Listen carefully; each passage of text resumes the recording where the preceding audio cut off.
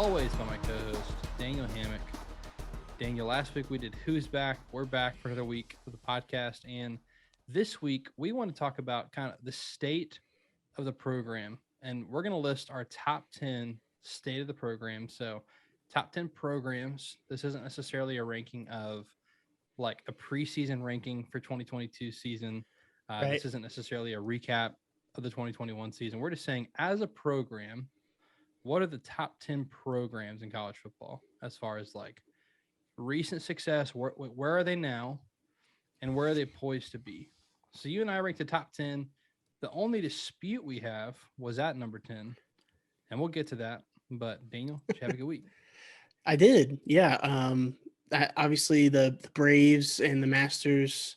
I say the Braves. I mean, opening day for baseball, but for us, it's the Braves. I mean, World Series champs. You've got your hat. I've got my shirt. We're set up.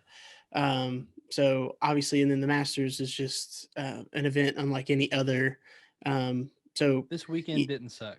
outside of college football season, I mean, April is as close to that feeling that we get because you have opening day, you've got the Masters, you've got Easter, shout out to Jesus raising from the dead.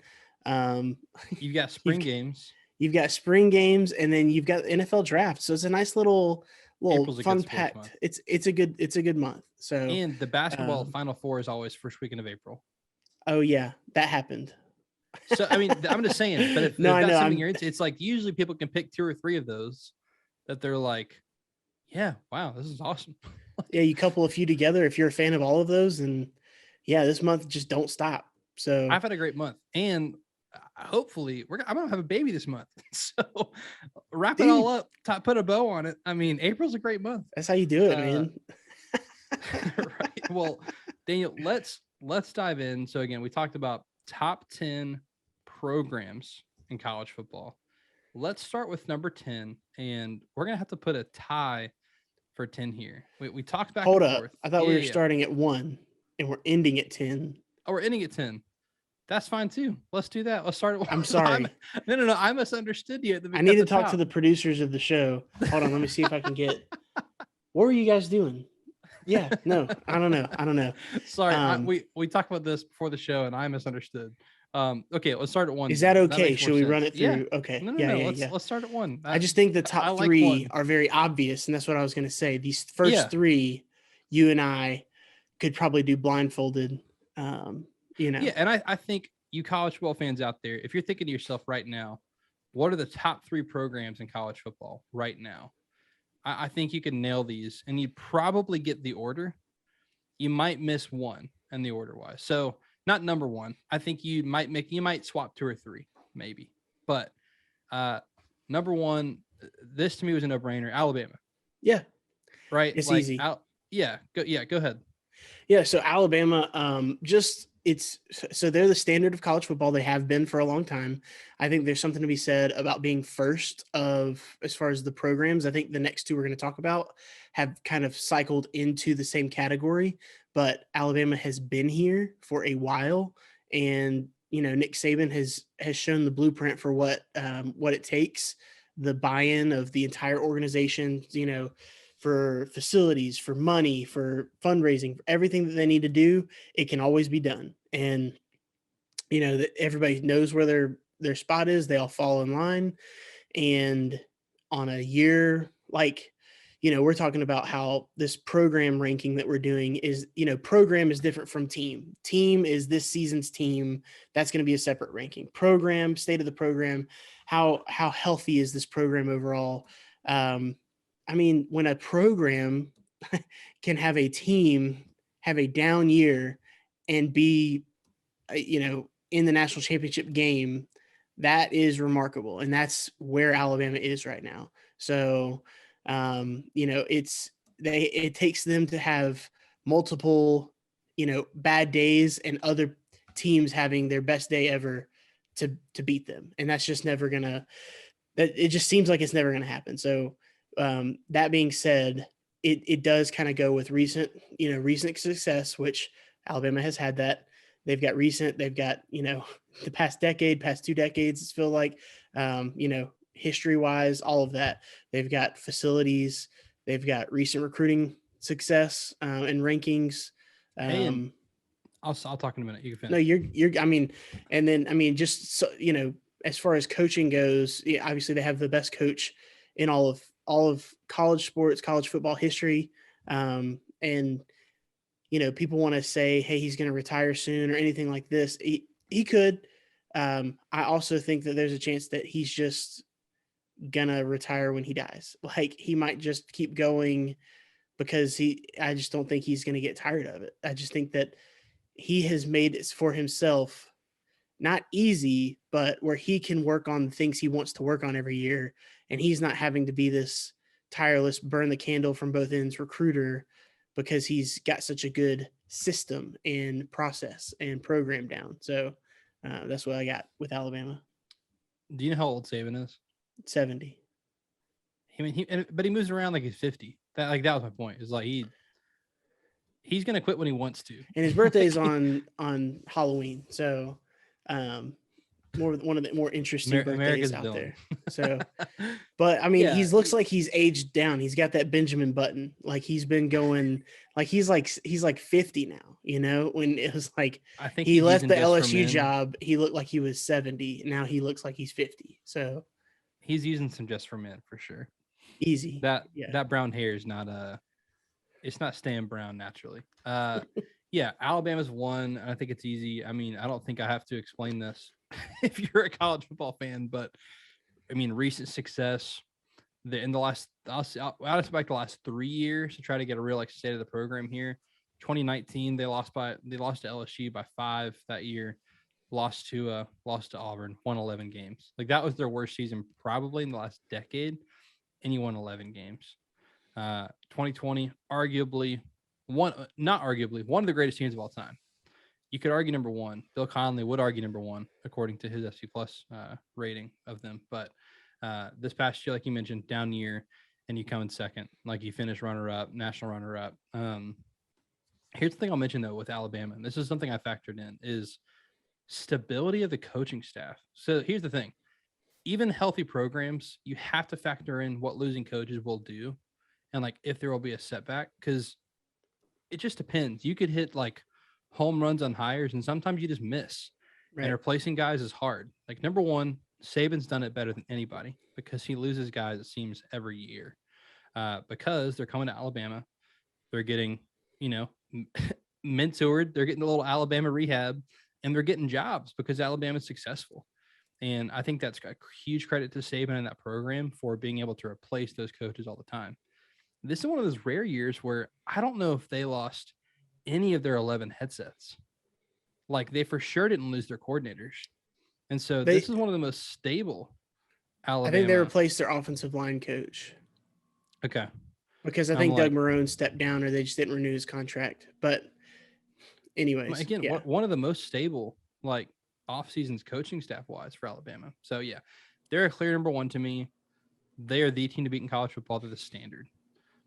Number two, our recent national champion, Georgia. So Georgia, and I'll just say number 3, Ohio State. There's your 1, 2, 3. So Daniel, why Georgia over Ohio State? Because I do think you could argue either way here. To me, there's just one big difference. Yeah, I think the biggest thing is honestly the recent national championship, in this climate, and I think that Alabama winning, Ohio State winning one was 2015. I think it's this current regime winning a championship. So yeah. I think when Ryan Day wins one, I mean, you're able to put them number 1, number 2, number 3, depending upon where Alabama is at that point. But, yeah. I think this was kind of easy for us in the sense that just look at the team talent composite and things of that nature, where it's the players are going to go where it's best to be, where it's best to play, as far as facilities, as far as having everything they want to have, as far as coaching staff. Do they believe the coaches? Are the coaches comfortable in their own skin? Do they believe what they're saying? Those kinds of things. You add in all those things, and then also they want to be where the other good players are because they want to win a championship. So that's why you can almost look at that ranking And it will tell you the health of a program. You don't want to, only go by that necessarily, but those three programs are all over that 80% threshold for the blue chip ratio as well. So those they've all kind of stood out that way. I do think that that's the only indicator of Georgia over Ohio State at this time. That could very easily swing back if Ohio State wins one this year or in the next couple of years. But this is these three, I think, are closer together, and then there might be a little bit more of a gap after this. Like we tried to do it, we did a top 10, and I think it starts to kind of drop in some areas from here on out. I mean, that's the nature of a ranking list like this, but I do think if we're able to quantify it, these three are much closer together than the rest. Yeah, I think state of the program, you for sure have a gap between 3 and 4. I think you might be able to argue a gap between 2 and 3 only because top 2 have won championships. So if you want to put them on their own tier, maybe. And I'm talking, 2014 was something long ago, but that was a different program in 2014. So I'm talking last 3-4 years. And Ohio State's gotten as close as you can get. Like 2019, they had a historic season. That offense, I would have loved to see them going up against LSU. That was the game we all wanted to see. Right. They lose by 6 to Clemson, last minute INT, but 2020, they go undefeated. They lose to Alabama. This past season was their one down year, and kind of similar to Alabama, their down year was an 11-win season with the Rose Bowl. Honestly, if that game doesn't happen in the snow in Ann Arbor, do I kind of think Ohio State would have let them up? I do. Shoulda, coulda, woulda, whatever. Michigan won that game. But again, for that to be their down year and for them to, the way they look this year, you and I have talked about it previously, to be top 25 in returning production with that level of talent is scary for the rest of the country. With CJ Stroud coming back, and when you lose two first round wide receivers and you don't even blink because of the talent on the roster, that's a pretty good place to be. They bring in Oklahoma State's defensive coordinator. Oklahoma State had a phenomenal defense this past season. So they're for sure top tier. Georgia over them, we talked about it. They have the recent national championship. Recruiting wise, they're the only team that's really competing with Alabama. Ohio State's right there, but Georgia, other than this past season, only other team to have a number 1 class outside of Alabama in the last decade. Texas A&M did that this season. So Georgia over Bama, like you said, championship is what separates it. Ohio State gets a championship. If they both had a championship in the last 4 years, I might flip them. But Ohio State has to get over the Bama hump, just like Georgia did, just like Clemson has, right? And that's a good transition to Clemson, number 4. And they've got the championship, but they've got a couple. But 2018, their most recent one.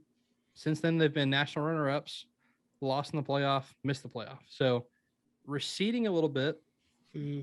That's why I have them a tier below the top 3, receding a little bit. But Daniel, talk to me about why Clemson's not on the top tier.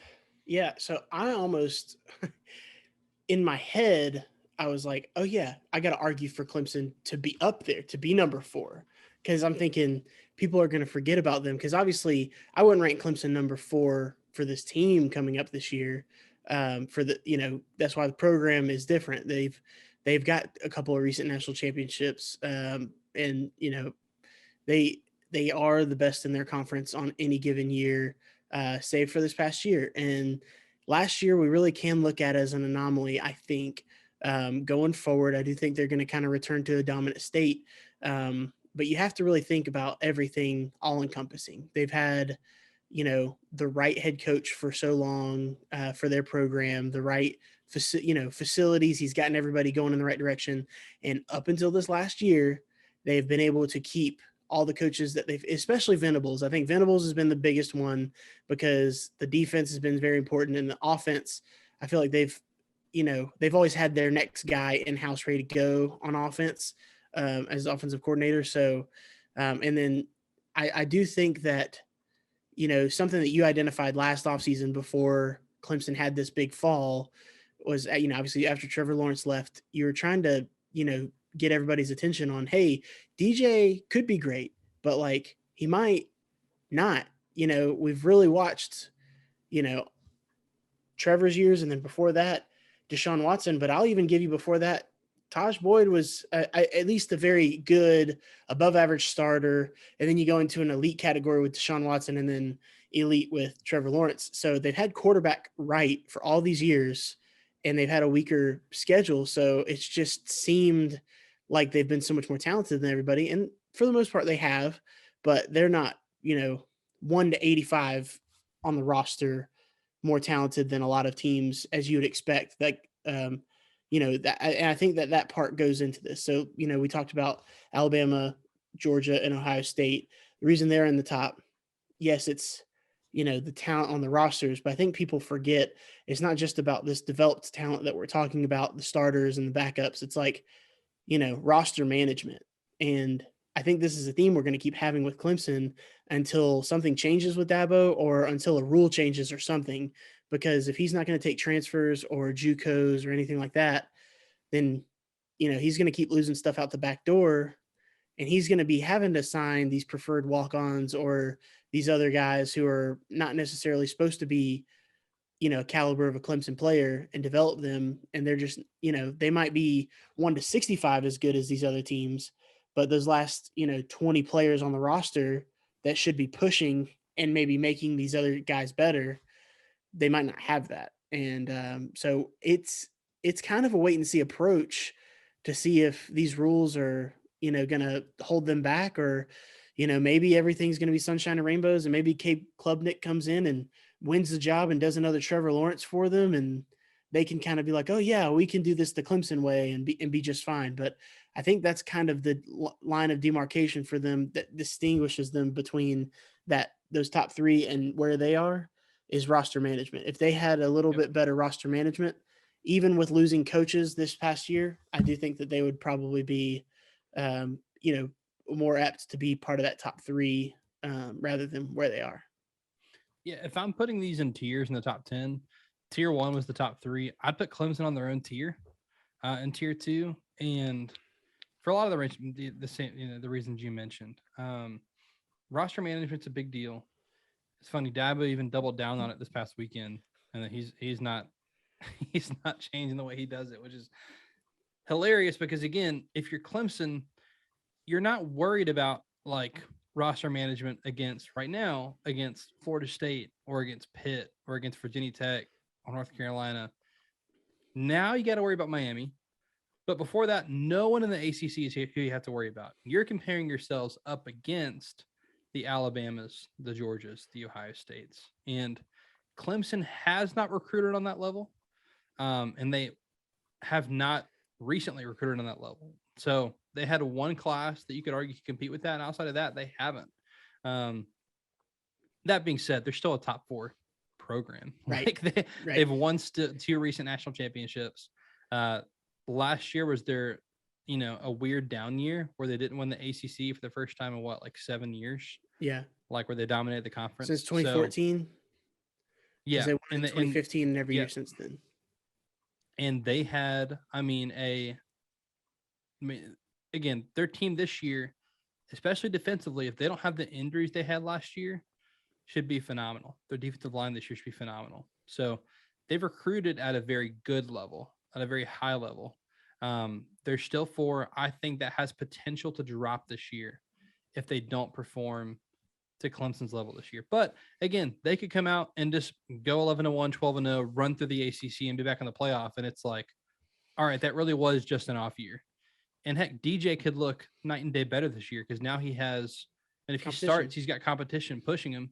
And if he doesn't, that means he got beat out by someone better, which means they're going to get better quarterback play. So did you realize, I don't know, that of all of the ACC quarterbacks last year, like DJ was ranked 14. He was ranked last in what? Efficiency or production.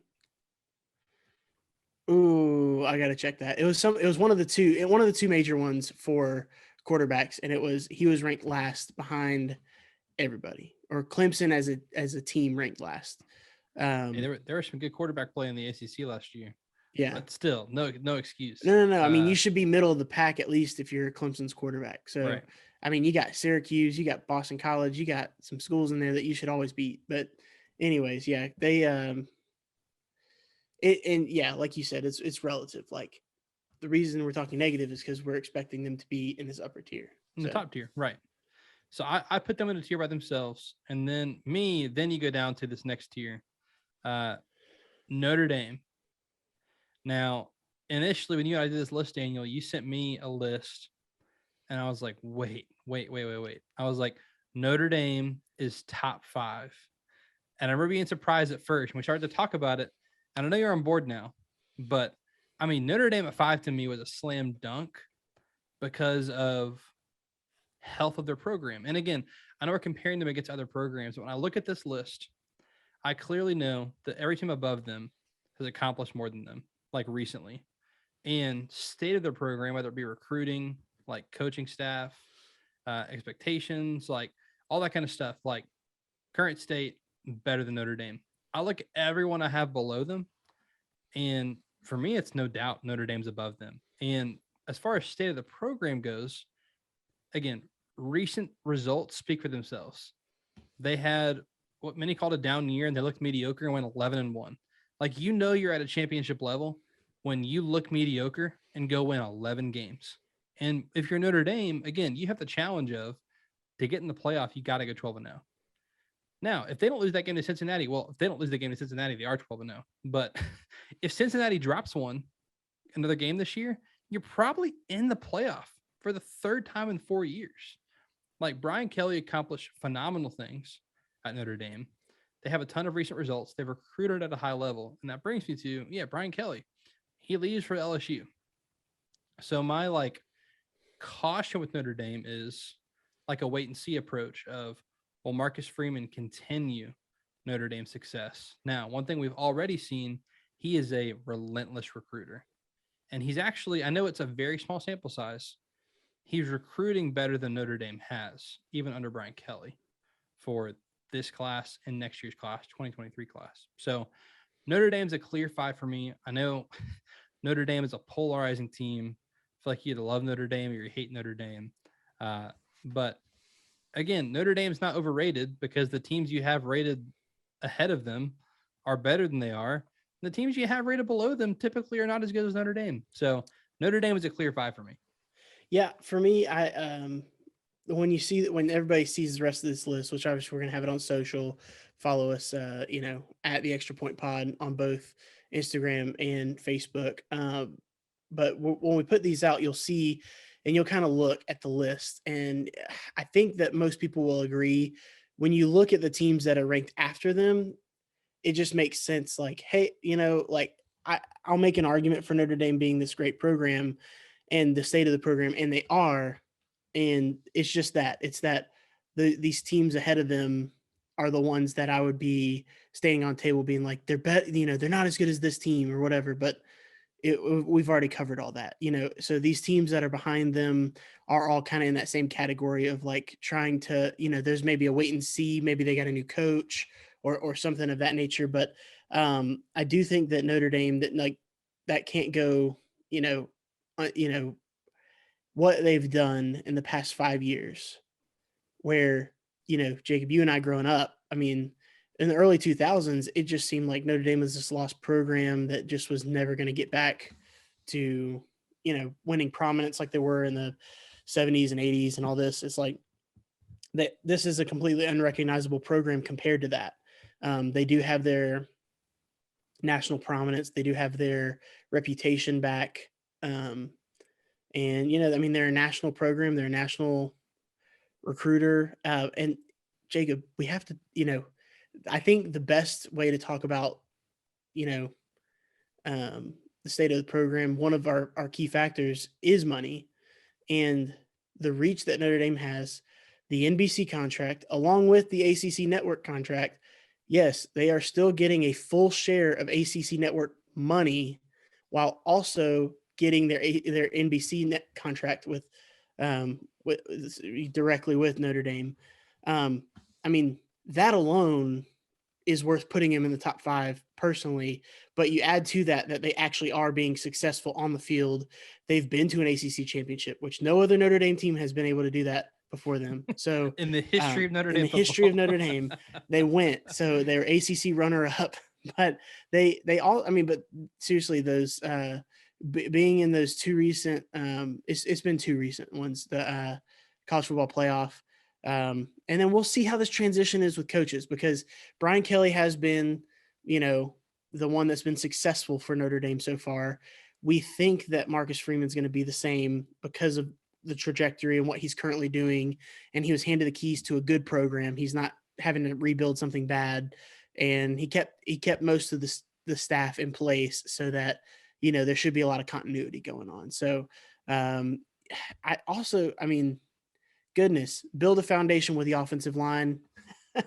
They've had the best offensive line for like a decade, I feel like, if you're talking about NFL prospects. So anyways, I think that that's just something that, you know, is important to a program. But yeah, the money speaks louder than everything else. Those contracts with ACC Network and NBC, I mean, they're clearing more than anybody else.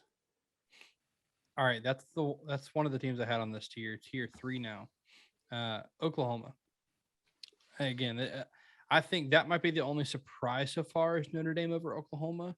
Oklahoma to me is Clemson without a championship. Like, they've dominated their conference. They won several years in a row. It was something like 7-8 years in a row. They had a down year. They didn't win it this year.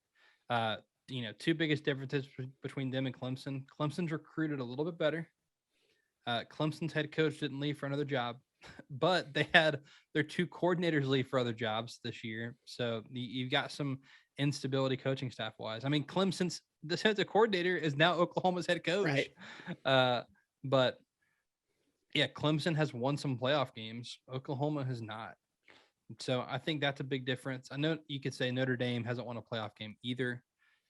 They did have to face, well, they both had to face Alabama. Look, Notre Dame has just been more consistent the last 3 years, I'll say, because they made playoffs like Oklahoma has, and they're down year this year. They won 11 games. So yeah, I'd argue slightly for Notre Dame over Oklahoma. I think trajectory wise, they're about even for me, man. Like, I think you're splitting hairs with Notre Dame and Oklahoma, but I put Notre Dame slightly above. What do you think? I agree, especially while Oklahoma's in the Big 12 right now, because again, we're talking money. Yeah, obviously they'll transition to the SEC and they'll get a big payday whenever that time comes. But you know, you add to the fact that I think that they've had, you know, these great years under Lincoln Riley. You know, since 2017, he's just had, you know, he's had them relevant. He's had them winning the Big 12, except for this past year. And so, you know, similar to Clemson in that you're like, okay, maybe this is a off year. It's one bad year. And even their one bad year, they're still really, really good. They still beat Texas in a year that looked like they weren't going to for a while. And I'm interested to see, you know, going forward as far as trajectory wise, how this pans out with Brent Venables, but seems like a great pairing. Oklahoma, I think, you know, one thing that I don't think we've necessarily talked about yet. Obviously, talent's important, and replacing talent's important, but I think also just marketability from the sheer fact of draftable players. Oklahoma's going to have a ton of players drafted this year. They've got, I think, 11 guys are at the combine, so they're going to have a lot of guys that are going pro. And I think they're still players this year. Do what now? And some really good defensive players. Oh yeah, again, Nick Benito, just all kinds of they're stacked. Or that as far as going pro. So I think that that's going to be kind of a good situation for them as a program, because you want guys getting drafted and you want to be able to replace them as you go. So again, that's the reason they're lower than these other teams on this list, but I think they're kind of in a good place right now, and they could build back and be, you know, these last couple of years that they're going to be in the Big 12. Why not go and win it? You know, they've been the class before. They should be the class again. So we'll see how things go. But yeah, I'm here for Oklahoma. I think that they, you know, they at least will transition well. They're like they lost, transfer quarterback by Caleb Williams leaving, Spencer Rattler leaving. You're like, we just had 2 5-stars. Where did they go? Well, they get Dylan Gabriel, and he's a pretty good consolation prize. With the offensive coordinator that he lit it up with. Oh yeah, because Jeff Lebby. Yep. And I forget about Lebby being there because that is Dark a horse big Heisman. Well, it's just great because obviously anytime you have a defensive head coach, offensive coordinators immensely more important. So, Venables coming in as defensive head coach, and then, Lebby just keeping the ball rolling with Dylan Gabriel and Jeff Lebby on offense. Should be good. Should be good. Should be interesting. Excited to see what these guys do. So, should be a fun season. And then who knows? They'll get back to it. That's our top 6. That I think most people would at least agree with these 6 with the top 6. Here's where it gets a little more interesting and fun, and where you and I even had some argument and still have some argument. So top 6: Alabama, Georgia, Ohio State, Clemson, Notre Dame, Oklahoma. Number 7, Texas A&M. Now, Texas A&M in 2020 had a lot of success. Near 6 win. Jimbo comes over in 2018 and has built the program up since then. This past season, hey, they knock off Alabama. They went 8-4 though. So like they beat Alabama. They go 8-4, but then Texas A&M, and this is what really puts it above for me, because the rest of these teams, well, we'll get there, don't have championships. Maybe one, except for one. And so it's trying to decide, like, okay, what matters? Does getting to the playoff matter for state of the program? Maybe for a Michigan, for example, like they made it to the playoff recently. For A&M, for me, what puts them above everyone else as far as state of the program goes is their historic number 1 recruiting class, best class of all time. They already had that in the bag. They just added a 5-star with LT Overton coming over from Milton High School here in Georgia. That defensive line, someone had the stat, their defensive line class alone would have ranked 4th or 5th in the country. Crazy. So crazy good class. And here's a fun stat. Every number 1 class since 2011 has won a national championship. Now, you might say, Jacob, that sounds like a lot of Alabama teams. It is a lot of Alabama teams. And Georgia is the only other team to have a number 1 class. But that 2018 class just won it this past year, which means that 2020 class also won it on this Georgia team. So right. Every number 1 class has won one. Texas A&M just got a number 1 class. So for me, expectations now, Texas A&M to this point, it's been build to this point, like get a healthy program. They have that now. I think they have a healthy program. Now that they have that number 1 class, and they've been consistently recruiting at a top 5 level. Now they have number 1 class. Now the expectation is win a championship. So that's what they will be judged by from this point moving forward. But if I'm just at this point right here, Texas A&M's done everything you need to build a healthy program. Right. And now they have to turn that into results. So this could change moving forward. But right now, the other programs ahead of them just had more results than them. Other than that, you could argue A&M's healthier. You could argue A&M's healthier as a program than a couple of the other teams on this list. Right. But that's why they're a strong 7. I think you actually argued for them to be higher on this list, Daniel, if I remember correctly. Yeah, I had them in the top. I had the number 5, but 7, I'm cool with where they are. I do think results matter as far as state of the program, but future matters as well, and that's why they're in this rather than us just saying, oh, they're 8-4 last year. It's like no, that 8-4 isn't indicative of everything that they've done and what they could be going forward. Having the right coach in place, having facilities, money. They've got no shortage of money, recruiting, hotbeds, everything of the sort. They've got that capability going forward. They are the most similar team to those top 3 when you're talking about roster management. So that's something to keep in mind going forward as well. Love it. All right. That's A&M. Number 8, Wisconsin. Has there been a program that has been as consistently good as Wisconsin? as far as on this to like that's my argument that was my argument with Wisconsin is, I mean, you could argue they've been more consistently good than A&M, but again, when you factor in everything else, A&M's ahead of them. They've just been consistently good, Daniel, and they recruited their highest ranked class ever last year, and so now they're recruiting a little bit better. Paul Chryst, I think, is a super underrated head coach. That staff knows what they're doing. They're just doing it the Wisconsin way. And again, I think it works if your goal is to win the Big Ten West every other year. But they do that, and they do that consistently. So I think Wisconsin is super healthy when it comes to program. And man, I don't know. I'm looking at our next team, and I'm like debating whether they should have been above this team. But for me, Wisconsin has been just consistent. That's my main thing with Wisconsin. Yeah. They've been there for longer. Things have been going well. Obviously, Graham Mertz, RIP, he's not dead, but I mean, he's just, it was like, I was really on him because I was like, you know what?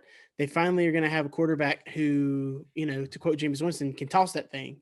But unfortunately, that has not been the case. I do think if they had that, it would take them to another tier that we haven't seen from Wisconsin, which is why I think most, you know, fans of just other teams were praying that Caleb Williams was going to transfer to Wisconsin when that was rumored. When he was down to like Wisconsin and USC. How fun would it be him going to Wisconsin? Not since Russell Wilson would it be someone who could transform, you know, and Russell Wilson, when he was there, that was just a ton of fun as far as just having high caliber quarterback play. But yeah, Wisconsin, man, I think just, you know, Paul Chryst, like you said, he's just been so consistent as the head coach, and they've just consistently been building this thing. I just don't see them having like a drop off, like when they, you know, COVID notwithstanding, other than that season where everybody was kind of, especially Big Ten and Pac-12 teams, they were all kind of on the fritz. Wisconsin is just, you know, you can usually take it to the bank. They're one of those stocks that you would say is plateaued, where you're not in danger of losing any money, but you're probably not going to gain a whole lot if you bet on them just because they're going to stay like this. But you know what? If I'm a fan, I want them to stay good. So maybe they find a way to break through that ceiling, but hey, they're one of the best. They're one of the top 10 programs, and you take that to the bank. Not enough teams get praised for being really, really good. I think that is a fault of a lot of sports, but like a 10-win season to be praised, and Wisconsin's had a lot of those. Like 8-4 is a really good season, and you should be praised for going 8-4 in the Big Ten. And just always being at bowl games, always doing your thing, representing yourself well. And no one talks enough about Badgers. That is an elite mascot. Let's just say that. Bucky is horrifying. All right. You don't want to be stuck in a, you know, an air duct with him. Shout out to New Girl. Hey, Paul Chryst has been to 3 New Year's Six bowls and won 2 of them. So that's a good spot to be if you're Wisconsin. Go win some Rose Bowls. Okay. So that is number 8, Wisconsin. Number 9, Michigan. So the last one we agree on, Michigan. Yeah. Michigan, they got to the playoff this past year. They got over their hump. They got their white whale. They beat Ohio State. Again, Michigan's been really good. That 2018 team, you know, was favored against Ohio State going into the game. Got that 62 burger slapped on them. Got beat real good. Kind of had a couple off years. The COVID year, again, we talked about it before this past season, but I think the COVID year you could write off for some teams. And for me, Michigan proved you could write off the COVID year by Jim Harbaugh taking a pay cut, coming back, going 11-1, winning the Big Ten, getting to the college football playoff. And they should be like, stop there and appreciate what Michigan did this season, because what a historically great season for Michigan football. And I think Michigan fans and college football fans should like admire what Michigan did this season. You lose to the eventual national champion. Well, there's one winner, 129 people who don't win that crown. So right. But you were one of those Final Four teams, and like you won the Big Ten. Your hated rival, State. And you won your conference. And so for me, I agree with you in that Michigan, I feel like, had plateaued under Harbaugh. Harbaugh raised the floor and like promised to raise the ceiling, but then plateaued for several years where it was like, okay, like anywhere from 8-4 to 10-2, and you just couldn't beat Ohio State consistently. And now you take that next step up. So they've already been a top 10 program. They're number 9. They won the playoff. I'd like to see them do it again. So I'm not saying this season. I'm saying go 10-2 again to show you're still in this thing. Right. Like go into the Ohio State game with the Big Ten East on the line. Go beat Michigan State. For the love of God, go beat Mel Tucker. So Tuck coming. Tuck coming. So Michigan at number 9.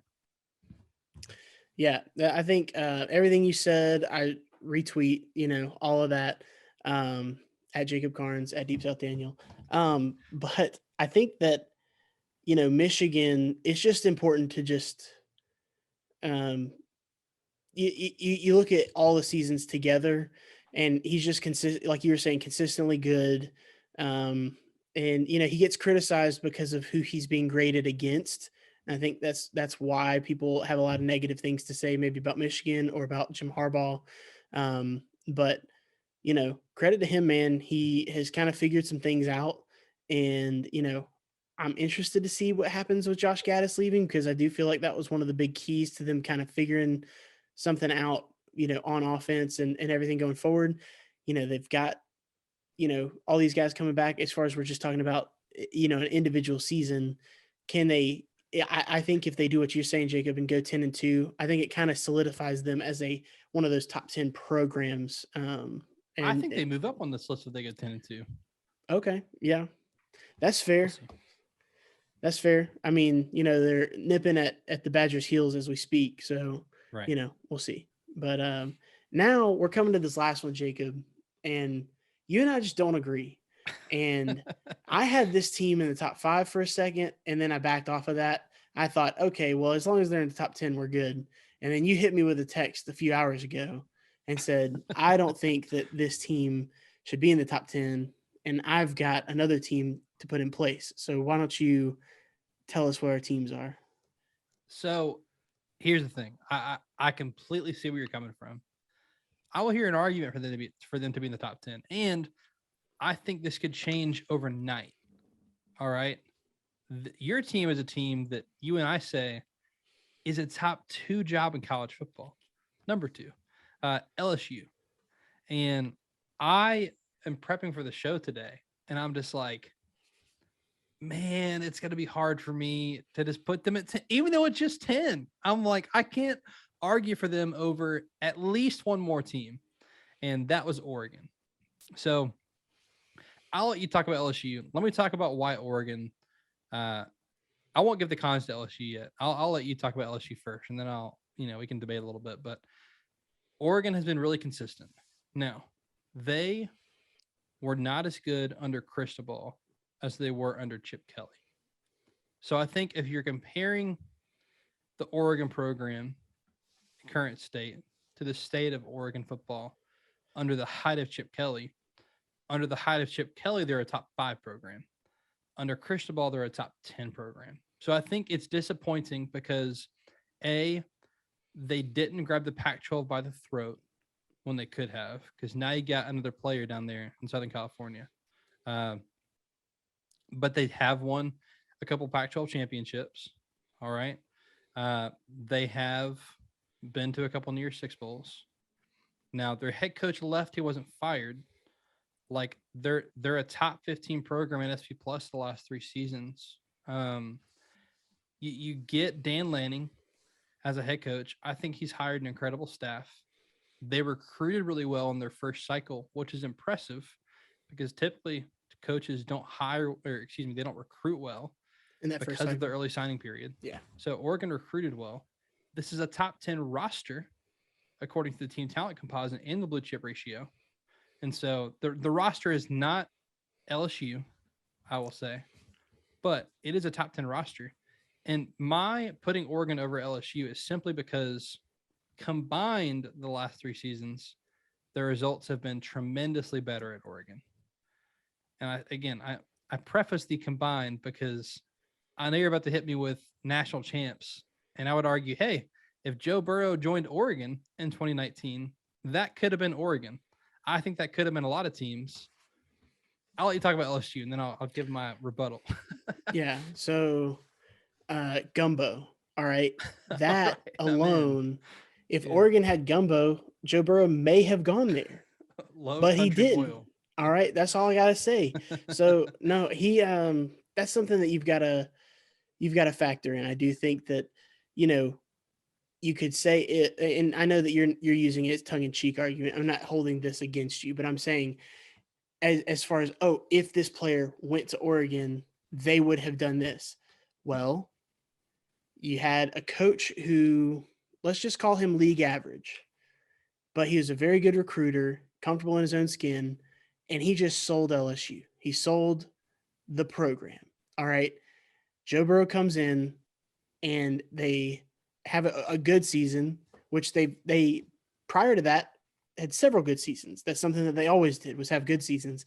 And then they had maybe the greatest season of all in 2019. I think that has to come into effect. I think predating the championship has to come into effect of having 10-win season, some 9-win seasons, things of that nature. Factor in the recruiting, the results in recruiting, but also the hotbed in recruiting where they can get East Texas, and they can get the whole state of Louisiana. That's something that's very important. So I do think that, stay of the program, we talked about how good of a job it is. I think that kind of gets mixed in. We're talking about LSU, so it's going to be, a gumbo. You're going to have you're mixing everything in. So I think that it goes with recruiting. It goes with what they did in 2019.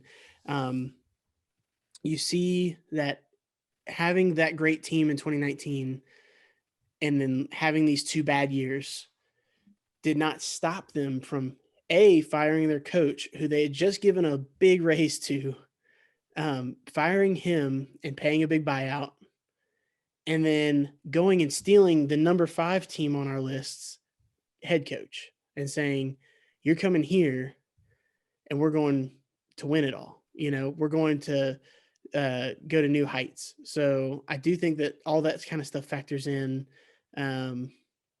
It's, and I know that we've talked about how, and you've acknowledged this, where they could flip a switch and go straight in and, win 10 games this year and look just like LSU's always looked. And then, you'd be like, okay, I guess they are top 10. That's fine because Brian Kelly has re-solidified it.